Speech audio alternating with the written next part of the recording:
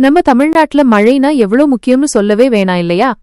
ஒரு வருஷத்துல எவ்வளவு மழை பெய்யும், நம்ம ஊர்ல எந்த பகுதி எந்த பருவம்னு பார்த்துதான் சொல்ல முடியும். விவசாயிங்க எப்படி பயன்படுத்துவாங்க? விவசாயிங்களுக்கு மழைனா உயிர் போல. மழை பெய்ததும் நிலத்தை உழுது விதைப்பாங்க. மழைநீர் கிணறுகளை நிரப்பி பயிர்களுக்கு தண்ணீர் ஊத்துவாங்க.